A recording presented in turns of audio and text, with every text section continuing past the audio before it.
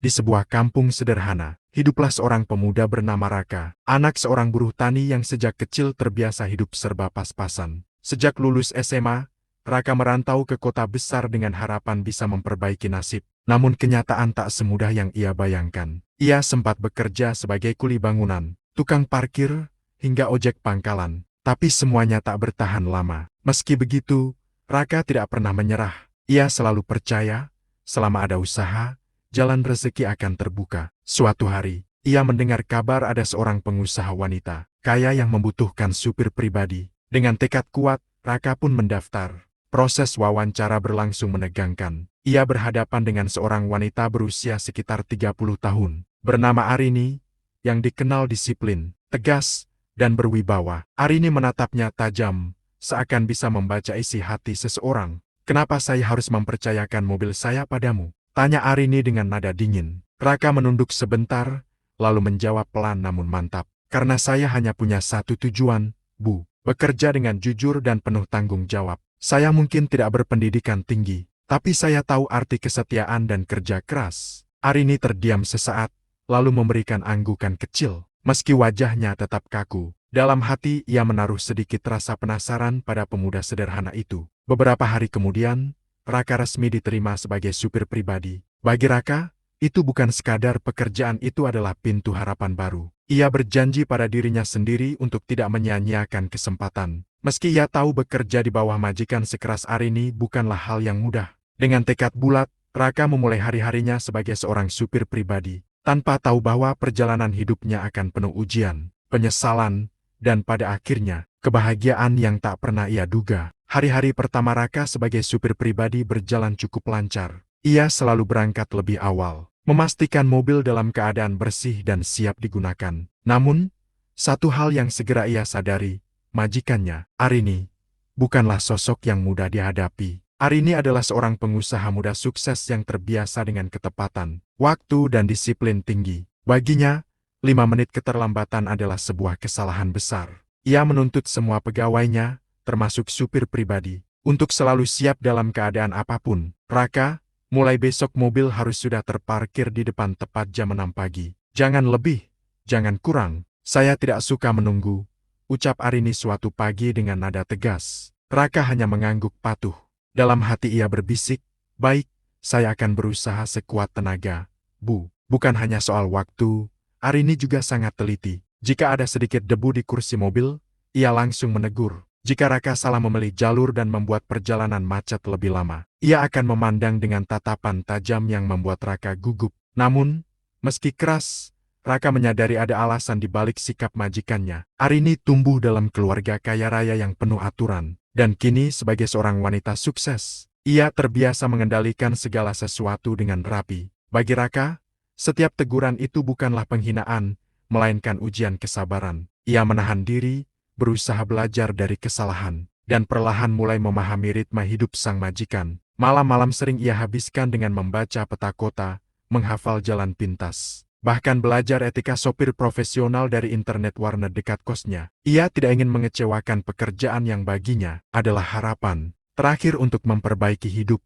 Meski hidup terasa berat di bawah tekanan majikannya yang keras, Raka yakin badai tidak akan selamanya. Ia hanya harus terus bertahan. Hari demi hari, Raka semakin merasakan betapa beratnya bekerja. Sebagai supir pribadi Arini, rutinitasnya dimulai sejak fajar. Bahkan sebelum matahari terbit, ia harus sudah siap dengan mobil yang mengilap, tangki penuh, dan rute perjalanan yang jelas. Setiap pagi, Arini muncul dengan penampilan sempurna, rapi, anggun, namun wajahnya selalu serius. Tak ada senyum atau sapaan ramah. Bagi Arini, waktu adalah segalanya. "Raka, kau tahu jam berapa sekarang?" Kau tegur Arini suatu pagi hanya karena Raka datang 2 menit lebih awal dari jam 6. Raka tertegun, lalu menjawab pelan, "Jam 6 kurang 2 menit, Bu." "Persis, kau harus datang tepat waktu, bukan terlalu cepat atau terlambat. Saya suka keteraturan." Teguran kecil seperti itu sering terjadi. Raka kadang merasa seolah berjalan di atas tali tipis, sedikit saja salah, ia bisa jatuh. Tak hanya soal waktu, tekanan lain datang dari perjalanan sehari-hari. Mengantar Arini ke kantor, rapat, pertemuan bisnis, hingga acara keluarga besar. Jika ada kemacetan atau salah jalur, Tatapan tajam Arini sudah cukup membuat keringat dingin mengucur di dahi Raka. Namun di balik semua tekanan itu, Raka tetap bertahan. Ia tahu, pekerjaan ini bukan hanya tentang mengemudi tapi tentang kesabaran, ketelitian, dan keteguhan hati. Di kamar kos kecilnya, setiap malam ia merenung, apakah aku sanggup terus begini, atau aku hanya menunggu waktu sampai dimarahi besar dan dipecat. Namun setiap kali keraguan datang, wajah ibunya yang renta di kampung selalu terbayang. Ia bekerja bukan untuk dirinya sendiri, tapi untuk orang-orang yang ia cintai. Meski hari-harinya terasa menyesakan, Raka memilih bertahan. Ia yakin, badai yang ia jalani suatu saat akan membawa pelangi. Pagi itu, seperti biasa, Raka sudah bersiap menjemput Arini. Jalanan kota mulai padat. Klakson kendaraan bersahutan. Raka mengendarai mobil dengan penuh konsentrasi. Karena ia tahu majikannya sangat tidak suka keterlambatan. Namun di persimpangan jalan dekat pasar, sesuatu terjadi. Seorang wanita tua hampir tertabrak motor ketika mencoba menyeberang. Tubuhnya gemetar, keranjang sayurannya jatuh berserakan di aspal. Orang-orang hanya menoleh sebentar lalu berlalu, seolah tak peduli. Tanpa pikir panjang, Raka segera menepi dan turun dari mobil. Ia berlari menghampiri wanita tua itu, menolongnya berdiri, lalu memungut satu persatu sayuran yang berjatuhan. Nafas Raka terengah, namun ia tetap tersenyum menenangkan. Ibu tidak apa-apa, hati-hati, jalan ramai sekali, ucapnya pelan. Wanita tua itu menatapnya dengan mata berkaca-kaca. Nak, terima kasih. Kalau tidak ada kamu, mungkin ibu sudah celaka. Raka hanya mengangguk. Ia membantu wanita tua itu menyeberang dengan selamat, memastikan keranjangnya kembali rapi. Waktu terus berjalan, dan ketika ia melirik jam di pergelangan tangan, wajahnya langsung pucat. Sudah lewat 5 menit dari waktu seharusnya ia menjemput Arini. Dengan tergesa, ia kembali ke mobil dan menginjak gas. Hatinya berdebar kencang. Ia tahu betul, bagi Arini, 5 menit bukanlah hal sepele. Namun di lubuk hatinya, Raka tidak menyesal. Menolong orang tua yang sedang kesusahan adalah kewajiban, meski ia harus menanggung akibatnya. Sesampainya di depan rumah Arini, wanita itu sudah berdiri dengan wajah murka. Tangannya bersedekap, tatapannya menusuk. Raka menarik napas panjang, mencoba mengatur kata-kata. Tapi ia tahu, hari itu akan menjadi titik yang mengubah segalanya. Raka memberhentikan mobil tepat di depan rumah besar itu. Arini sudah berdiri menunggu dengan wajah penuh amarah. Jam di tangannya menunjukkan keterlambatan 5 menit lebih. Begitu Raka turun untuk membukakan pintu, Arini langsung menegurnya dengan nada tinggi. Raka, kau tahu jam berapa sekarang? Raka menunduk, mencoba menjelaskan. Maaf, Bu. Di jalan tadi ada seorang ibu tua hampir tertabrak saya. Cukup, potong Arini tajam. Aku tidak butuh alasan. Aku butuh kedisiplinan. Kalau kau tidak bisa menghargai waktuku, berarti kau tidak layak bekerja di sini. Kata-kata itu menghantam hati Raka bagaikan palu. Ia mencoba menahan diri, berusaha berkata lagi, tapi Bu, saya hanya berusaha menolong. Arini menatapnya dingin, lalu berkata tegas, mulai hari ini kau tidak perlu datang lagi. Aku tidak suka pegawai yang tidak bisa patuh. Hening sejenak, Raka berdiri terpaku, menatap tanah. Hatinya terasa hancur. Pekerjaan yang selama ini ia jaga sepenuh hati lenyap hanya karena 5 menit. Namun ia tahu, membantah hanya akan membuat keadaan semakin buruk. Dengan suara bergetar, ia menjawab lirih. Baik, Bu. Kalau itu keputusan Ibu, terima kasih atas kesempatan yang sudah diberikan. Raka lalu berjalan pergi dengan langkah berat. Sementara Arini berdiri kaku, menatap punggung supir mudanya yang perlahan menghilang di tikungan jalan. Ia tidak tahu, keputusan yang baru saja ia ambil akan menjadi sesuatu yang kelak ia sesali. Di dalam hati Raka, ada rasa sesak bercampur pasrah. Ia kehilangan pekerjaannya, namun ia juga tahu, menolong orang tua di jalan tadi adalah hal yang benar. Meski pahit, ia memilih untuk tetap ikhlas. Setelah pemecatan itu, Raka berjalan pulang ke kosannya dengan langkah lunglai. Di sepanjang jalan, pikirannya dipenuhi rasa kecewa. Pekerjaan yang ia jaga dengan penuh ketulusan, hilang begitu saja hanya karena 5 menit. Di kamar kos sempitnya, ia duduk termenung, matanya menerawang kosong. Sementara tangannya meremas selembar foto ibunya di kampung. Maaf, Bu, anakmu gagal lagi. Aku tidak bisa bertahan lama di pekerjaan ini. Batinnya lirih. Beberapa hari berlalu, Raka kembali mengais rezeki seadanya. Ia mencoba menjadi supir tembak ojek online. Kadang mengantar barang, bahkan membantu warung di dekat kos. Namun hasilnya jauh dari cukup. Beban hidup kian menekan, tapi ia tetap berusaha sabar. Di sisi lain, Arini pun tak benar-benar tenang. Meski ia dikenal sebagai wanita disiplin dan tegas, ada satu hal yang mengganggunya, bayangan wajah Raka yang menunduk dalam saat dipecat. Awalnya Arini mengira dirinya benar. Namun, di sebuah acara amal yang ia hadiri beberapa hari kemudian, ia tak sengaja bertemu seorang wanita tua yang bercerita dengan penuh semangat. Beberapa hari lalu, ada pemuda baik hati yang menolong saya hampir tertabrak di jalan. Andai bukan karena dia, mungkin nyawa saya sudah melayang. Arini terdiam. Kata-kata itu menusuk hatinya. Saat wanita tua itu menyebutkan ciri-ciri pemuda penolong itu sopan, sederhana, dan mengendarai mobil hitam mewah, Arini langsung teringat pada Raka. Hatinya mulai bergetar. Untuk pertama kalinya, ia merasa bersalah.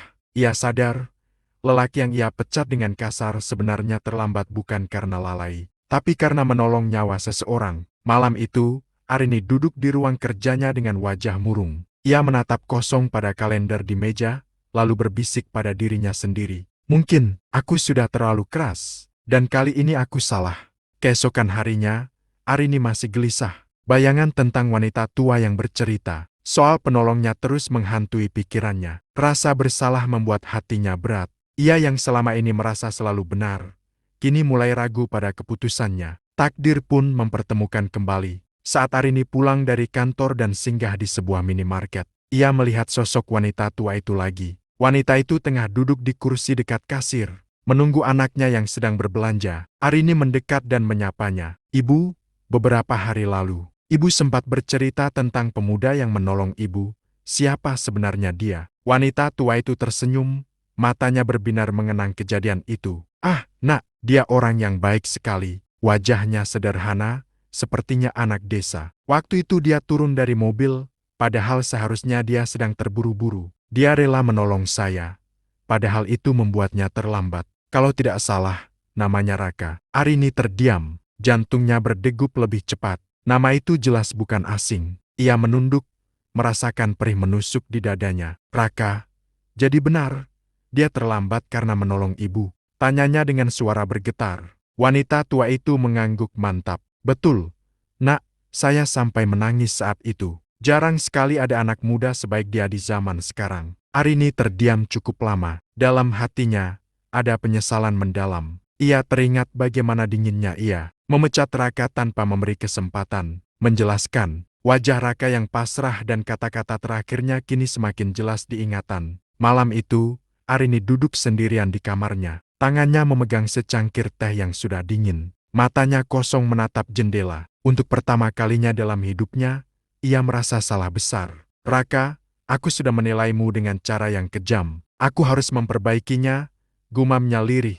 Keputusan pun diambil. Arini akan mencari Raka kembali, bagaimanapun caranya. Beberapa hari setelah kebenaran itu terungkap, Arini benar-benar tidak tenang. Setiap kali ia duduk di kursi belakang mobilnya kini dikendarai supir.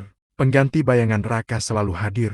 Ia merasa mobil itu tidak lagi sama, seolah ada yang hilang. Dengan tekad bulat, Arini mulai mencari keberadaan Raka. Ia menanyakan alamat pada salah satu satpam rumah, lalu menyusuri data sederhana yang dulu ia abaikan saat wawancara kerja. Hingga akhirnya, ia menemukan sebuah kos kecil di gang sempit. Di sana, ia melihat Raka sedang duduk di bangku kayu depan kamar, mengenakan kaos lusuh. Wajahnya terlihat letih, namun matanya tetap jernih.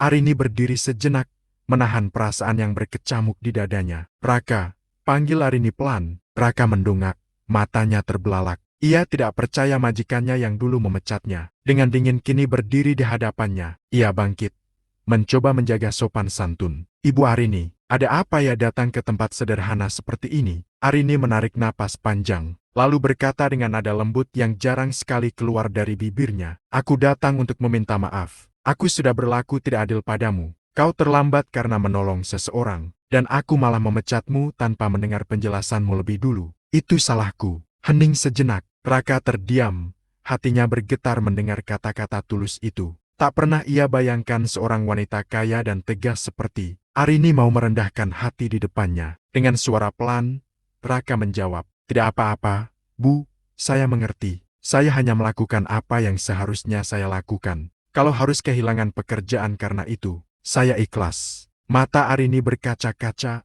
"Raka, kalau kau bersedia, aku ingin kau kembali bekerja bersamaku. Tapi kali ini bukan sekadar sebagai sopir.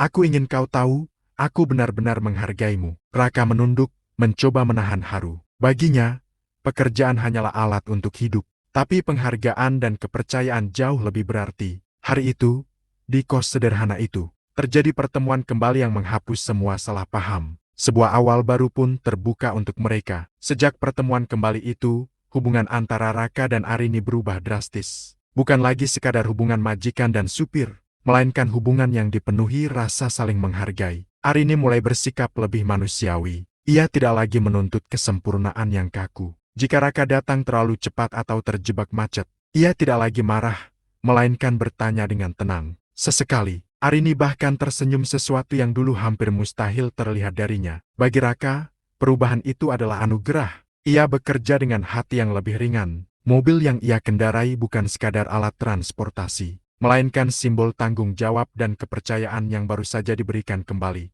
Hari demi hari, Arini mulai menyadari satu hal penting. Kesetiaan dan ketulusan jauh lebih berharga daripada sekadar disiplin waktu. Sementara itu, Raka belajar bahwa kesabaran dan keikhlasan pada akhirnya akan membuahkan hasil. Tak jarang, Arini mengajak Raka makan bersama dengan keluarganya, memperkenalkannya bukan hanya sebagai sopir, melainkan sebagai bagian dari lingkaran terdekatnya. Bahkan, wanita tua yang dulu ditolong Raka juga pernah diundang dalam acara keluarga, sebagai bentuk penghargaan atas kebaikan yang pernah terjadi. Di sebuah sore yang hangat, Arini menatap Raka melalui kaca spion. Senyumnya tulus, tidak lagi dingin. Raka, terima kasih. Karena kamu, aku belajar bahwa hidup bukan hanya tentang aturan, tapi juga tentang hati. Raka hanya tersenyum sambil mengangguk pelan. Hatinya terasa damai. Ia sadar, semua perjuangan, tekanan, dan luka yang ia lalui kini terbayar dengan sesuatu yang jauh lebih berharga, penghargaan, kepercayaan, dan kebahagiaan.